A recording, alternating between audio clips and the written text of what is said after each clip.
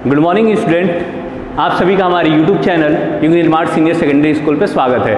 आज हम क्लास 8 की एसएसटी का सेकेंड चैप्टर जो है एस्टेब्लिशमेंट ऑफ कंपनी पावर के बारे में पढ़ेंगे। यानी जो कंपनी पावर थी वो कैसे स्थापित हुई, जो कंपनी की पावर थी, मतलब हमारे देश में किन किन फॉरेनर्स ने राज किया, कहाँ से आए थे, इसके बारे में हम इसमें डिस्कस करेंगे। कैसे कब आए, कब कैसे वो खुद को एस्टेब्लिशमेंट किए, देखते हैं। After and the Mughal empire Maratha are more powerful dominant. देखिए हम क्लास 8 में क्या पढ़ रहे हैं, मॉडर्न हिस्ट्री पढ़ रहे हैं। तो मॉडर्न हिस्ट्री 18th सेंचुरी से 18वीं शताब्दी से शुरू हुआ था। तो उस समय क्या हुआ, मुगल जो राज था, मुगल का जो राज्य था वो धीरे धीरे खत्म होने लगा था। वर्चस्व किसका सबसे अधिक बढ़ने लगा था, ब्रिटिश का और आपका मराठा का। उस समय सबसे इंडियन कोई डोमिनेंट था, सबसे ज़्यादा पावरफुल था, वो कौन थे, मराठा थे। वो उस समय के सबसे पावरफुल मराठा थे। Chief feature of political condition in India during 18th century. देखिए 18वीं शताब्दी में जो मुगल के पतन का क्या कारण था, मतलब कैसे मुगल एम्पायर डिस्ट्रॉय हो गया, क्यों खत्म हुआ, उसके क्या रीजन थे, ये देखिए। पहला था lack of political unity. Lack of political यानी उनके अंदर जो पॉलिटिकल यूनिटी यानी राजनीतिक यूनिटी जो थी वो उसकी कमी थी। कैसे, देखिए जब अकबर, बाबर, हुमायूं ये सब जब राजा थे, शाहजहां, तो इन्होंने क्या किया, इनके अंदर एक बहुत अच्छा फीचर था कि ये हिंदू को, मुस्लिम तो थे, ये रूलर कौन से धर्म के थे, मुस्लिम थे, लेकिन ये अपने साथ हिंदू राजाओं को भी लेके चलते थे। जैसे कि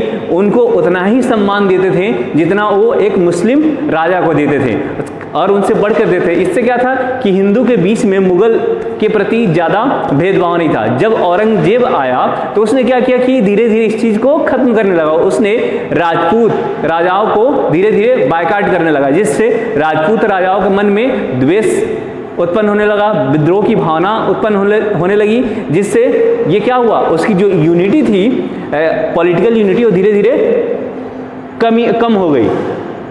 सेकेंड है weak and incapable rulers. Weak, कमजोर, इनकैपेबल यानी असक्षम, यानी राज्य करने लायक ना हो, तो weak and incapable rulers. Rulers मतलब राजा, शासक। देखिए वीक, जैसे वीक उस समय जब औरंगजेब के बाद जितने भी सारे मुगल एम्परर बने, उनके अंदर उतनी क्षमता नहीं थी कि वो उस देश, मतलब इंडिया को पूरी तरह से चला सके। उनके अंदर कैपेबिलिटी नहीं थी, काफ़ी वीक थे। थर्ड है फॉरेन इन्वेशन। फॉरेन इन्वेशन का मतलब होता है विदेशी आक्रमणकारी। विदेशी आक्रमणकारी में सबसे पहले था नादिर शाह, अहमद शाह अब्दाली।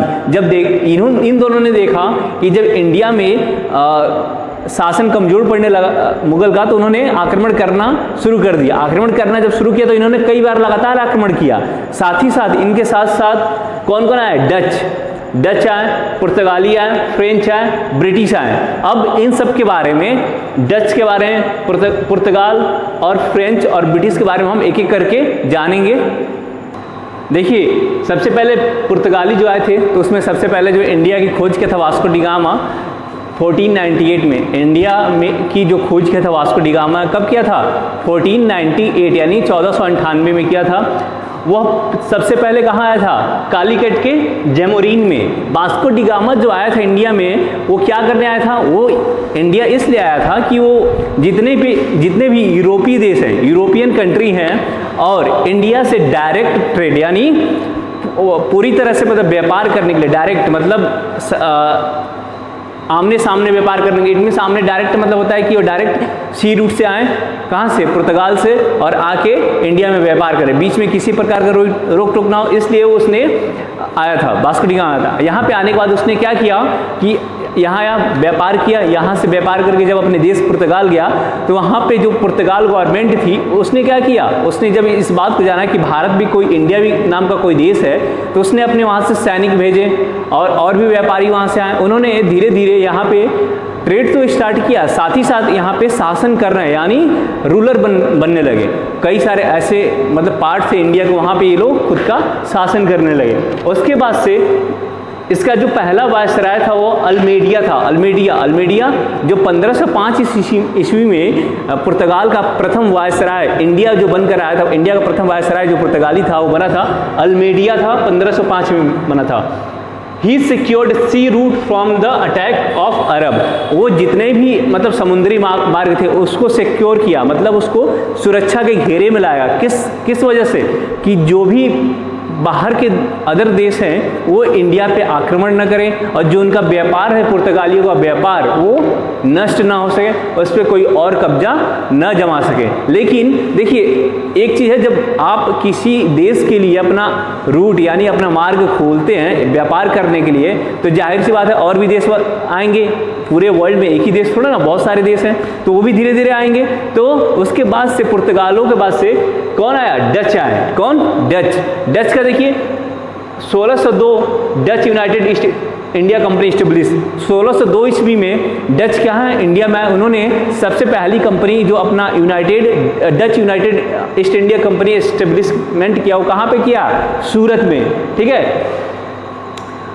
और ये किस पर्पज से आए थे? जो डच थे ये भी यहाँ पे व्यापार करने के पर्पज से आए थे, क्योंकि उनको यहाँ पे व्यापार करने पे मतलब जो इनका फेयर, मतलब उनका जो ट्रेड फेयर था वो कम देना पड़ता था, और साथ ही साथ इनको बहुत हाई इनकम होती थी। यहाँ जो इंडियन लोग थे उनको नए नए सामान मिलते थे विदेशी के, तो ये सोचते थे कि हाई प्राइस बेचेंगे और हम ज़्यादा से ज़्यादा मुनाफा कमा के इंडिया से लेके जाएंगे।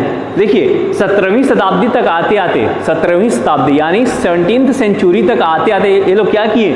मोनोपोली ट्रेड यानी एकाधिकार व्यापार, यानी पूरे इंडिया पे इनका एकाधिकार व्यापार हो गया, यानी इनके अलावा और कोई, डच धीरे धीरे खत्म हो गए, इनके आने के बाद डच धीरे धीरे खत्म हो गए, इन्होंने अपने पूरे व्यापार पे अधिकार जमा लिया। यानी ये सिंगल ऐसे विदेशी थे जिन्होंने यहाँ पे व्यापार करना शुरू किया था। अब देखिए ट्रेडिंग सेंटर, जब ये व्यापार करना शुरू किए तो इन्होंने अपना एक ट्रेडिंग सेंटर बनाया। ट्रेडिंग सेंटर मतलब कि कहाँ पे मेन सेंटर बनेगा जहाँ से ये व्यापार पूरे इंडिया में कर सकते हैं। तो बहुत सारे ऐसे बने थे, जैसे सूरत, पुल्लीकट, चिंसुरा, कासिम बाजार, पटना, ये ऐसे सेंटर थे, और ईटीसी और भी सेंटर थे। ये ऐसे सेंटर थे जहाँ से पूरे इंडिया में अपने व्यापार को बढ़ा सकते थे। अब जो अगला हमारे जो विदेशी थे वो कौन थे? फ्रेंच थे।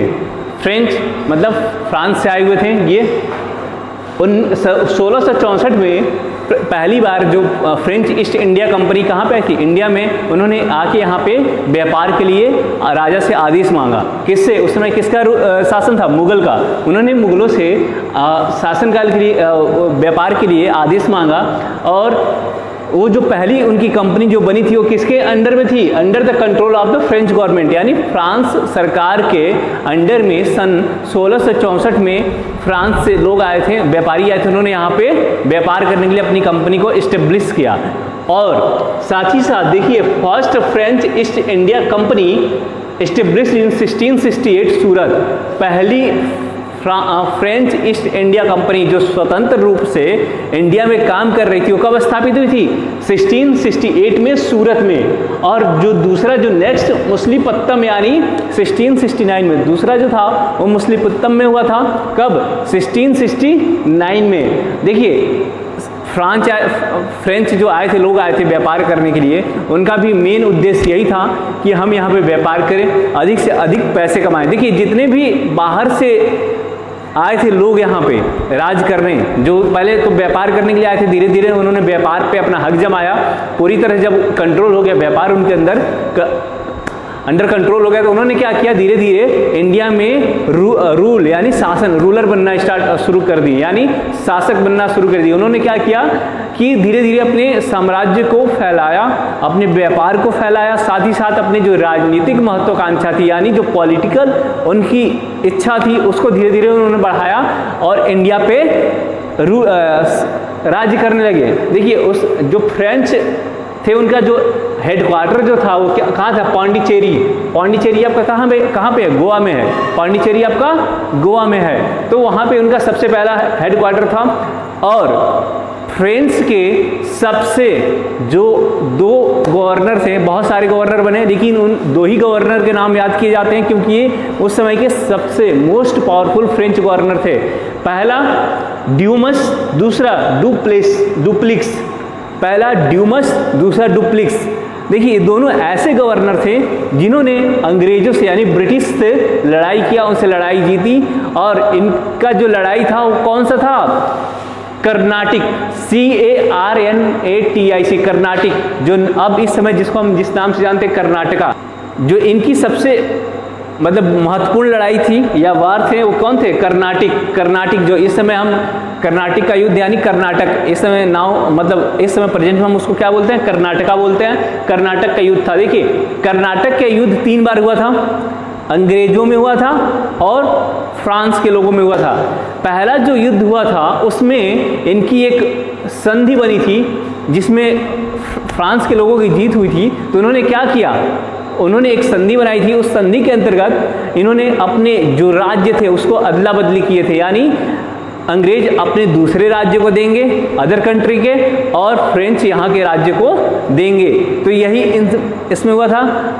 हम अगले इसी में पढ़ेंगे, लेकिन अभी पहले हम सारे जो विदेशी आक्रमणकारी या जैसे ब्रिटिश हैं उनके बारे में थोड़ा पढ़ लें, उसके बाद से हम कर्नाटक के युद्ध के बारे में उठाएंगे। अब आते हैं ब्रिटिश के बारे में। 1600 में ब्रिटिश इंडिया में आए थे। 1608 में सर टॉमस रो, जो ब्रिटिश के मतलब उस समय गवर्नर थे, आए थे जो इंडिया में, उन्होंने क्या किया कि मुगल सम्राट जहांगीर के दरबार में गए। उन्होंने जहांगीर से इजाज़त मांगी, किसके लिए? व्यापार करने के लिए। तो उस समय 1608 में सर टॉमस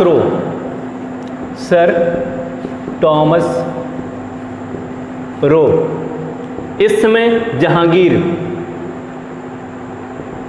राजा थे, मुगल सम्राट थे, उन्होंने आदेश दिया कि आप हमारे देश में राज्य कर सकते हैं, उसके बदले आप हमको क्या देंगे? कर देंगे। तो उन्होंने ट्रेडिंग राइट दिया।